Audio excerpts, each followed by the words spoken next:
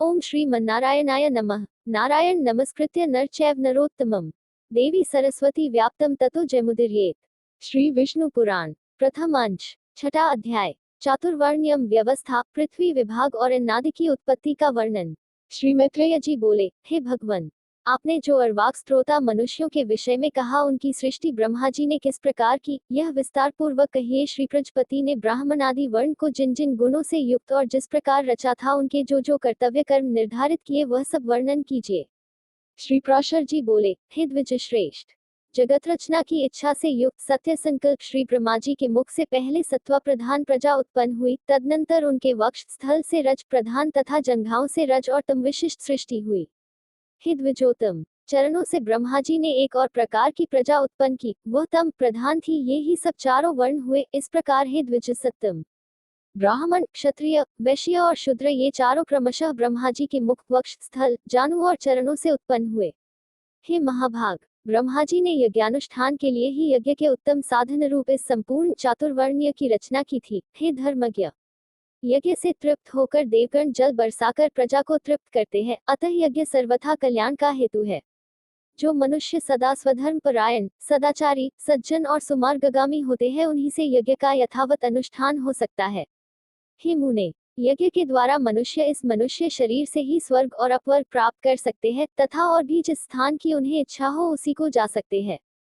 हे मुनिलत्तम, ब्रह्मा जी द्वारा रची हुई वह चातुर्वर्णीय विभाग में स्थित प्रजा अति श्रद्धायुक्त आचरण वाली, स्वेच्छानुसार रहने वाली, संपूर्ण बाधाओं से रहित, शुद्ध अंतःकरण वाली, सत्कुलोत्पत्र और पुण्य कर्मों के अनुष्ठान से परम पवित्र थी। उसका चित्त शुद्ध होने के कारण उसमें निरंतर शुद्ध स्वरूप श्रीहरि के विराजमान रहने से उन्हें शुद्ध ज्ञान प्राप्त होता था, जिससे वे भगवान के उस विष्णु नामक परम पद को देख पाते थे। फिर त्रेतायुग के आरंभ में हमने तुमसे भगवान के जिस काल नामक अंश का पहले वर्णन किया है, वह अति अल्पसार वाले, सुख वाले, तुच्छ और घोर दुख में पापों को प्रजा में प्रवृत्त कर देता है। हे मैत्रेय, उससे प्रजा में पुरुषार्थ का विघातक तथा अज्ञान और लोभ को उत्पन्न करने वाला रागादिरूप अधर्म का बीज उत्पन्न हो जाता है। तभी से उसे वह विष्णु पद प्राप्ति रूप स्वाभाविक सिद्धि और रसोल्लास आदि अन्य अष्ट सिद्धियां नहीं मिलती। अष्ट सिद्धि, सत्ययुग में रस का स्वयं ही उल्लास होता था, यही रसोल्लास नाम की सिद्धि है। उसके प्रभाव से मनुष्य भूख को नष्ट कर देता है। उस समय प्रजा स्त्री आदि भोगों की अपेक्षा के बिना ही सदा तृप्त रहती थी। इसी को मुनिश्रेष्ठों ने तृप्ति नामक दूसरी सिद्धि कहा है। उनका जो उत्तम धर्म था वही उनकी तीसरी सिद्धि कही जाती है। उस समय संपूर्ण प्रजा के रूप और आयु एक से थे, यही उनकी चौथी सिद्धि थी। बल्कि एकांतिक की अधिकता, यह विशोका नाम की पांचवी सिद्धि है। परमात्म परायण रहते हुए तप ध्यानादि में तत्पर रहना छठी सिद्धि है। स्वेच्छानुसार विचरना सातवीं सिद्धि कही जाती है, तथा जहां तहां मन की मौज पड़े रहना आठवीं सिद्धि कही गई है। उन समस्त सिद्धियों के क्षीण हो जाने और पाप के बढ़ जाने से फिर संपूर्ण प्रजा द्वंद्व, हास और दुख से आतुर हो गई। तब उसने मरुभूमि, पर्वत और जल आदि के स्वाभाविक तथा कृत्रिम दुर्ग और पुर तथा खरवट आदि स्थापित किए। हे महामते, उन पुर आदिकों में शीत और घाम आदि बाधाओं से बचने के लिए उसने यथायोग्य घर बनाए। इस प्रकार शीतोष्णादि बचने का उपाय करके उस प्रजा ने जीविका के साधन रूप कृषि तथा कला कौशल आदि की रचना की। हे मुने, धान, जौ, गेहूं, छोटे धान्य, तिल, कांगनी, ज्वार, कोदो, छोटी मटर, उड़द, मूंग, मसूर, बड़ी मटर, कुल्थी, राई, चना और सन, ये 17 ग्राम्य औषधियों की जातियां हैं। ग्राम्य और वन्य दोनों प्रकार की मिलाकर कुल 14 औषधियां याज्ञिक है। उनके नाम ये है: धान, जौ, उड़द, गेहूं, छोटे धान्य, तिल, कांगनी और कुल्थी, ये 8 तथा श्यामक, नीबार, वनतिल, गवेदु, वेनुयव और मरकट, मक्का, ये 14। ग्राम्य और वन्य औषधियां यज्ञानुष्ठान की सामग्री है और यज्ञ इनकी उत्पत्ति का प्रधान हेतु है। यज्ञों के सहित ये औषधियां प्रजा की बुद्धि का परम कारण है, इसलिए इहलोक परलोक के ज्ञाता पुरुष यज्ञों का अनुष्ठान किया करते हैं। हे मुनिश्रेष्ठ, नित्य प्रति किया जाने वाला यज्ञानुष्ठान मनुष्यों का परम उपकारक और उनके किए हुए पापों को शांत करने वाला है।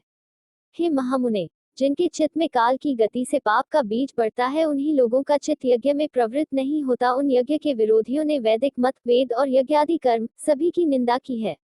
वे लोग दुरात्मा, दुराचारी, कुटिलमति, वेद विनिंदक और प्रवृत्ति मार्ग का उच्छेद करने वाले ही थे। हे धर्मवानों में श्रेष्ठ मैत्रेय, इस प्रकार कृषि आदि जीविका के साधनों के निश्चित हो जाने पर प्रजापति ब्रह्मा जी ने प्रजा की रचना कर उनके स्थान और गुणों के अनुसार मर्यादा, वर्ण और आश्रमों के धर्म तथा अपने धर्म का भली प्रकार पालन करने वाले समस्त वर्णों के लोक आदि की स्थापना की। कर्मनिष्ठ ब्राह्मणों का स्थान पितृलोक है, युद्ध क्षेत्र कभी न हटने वाले क्षत्रियों का इंद्रलोक है, तथा अपने धर्म का पालन करने वाले वैश्यों का वायुलोक और सेवाधर्म परायण शूद्रों का गंधर्वलोक है। 88,000 ऊर्ध्वरेता मुनि है, उनका जो स्थान बताया गया है वही गुरुकुलवासी ब्रह्मचारियों का स्थान है। इसी प्रकार वनवासी वानप्रस्थों का स्थान सप्तर्षिलोक, गृहस्थों का पितृलोक और सन्यासियों का ब्रह्मलोक है, तथा आत्मानुभव से तृप्त योगियों का स्थान अमरपद मोक्ष है। जो निरंतर एकांत सेवी और ब्रह्मचिंतन में मग्न रहने वाले योगीजन है, उनका जो परमस्थान है उसे पंडित जन ही देख पाते हैं। चंद्र और सूर्य आदि ग्रह भी अपने अपने लोकों में जाकर फिर लौट आते हैं, किंतु द्वादशाक्षर मंत्र ओम नमो भगवते वासुदेवाय का चिंतन करने वाले अभी तक मोक्षपद से नहीं लौटे। तामस, अंधतामिस्त्र, महारौरव, रौरव, असिपत्रवन, घोर, कालसूत्र और अवीचिक आदि जो नरक है, वे वेदों की निंदा और यज्ञों का उच्छेद करने वाले तथा स्वधर्म विमुख पुरुषों के स्थान कहे गए हैं। इति श्री विष्णु पुराणे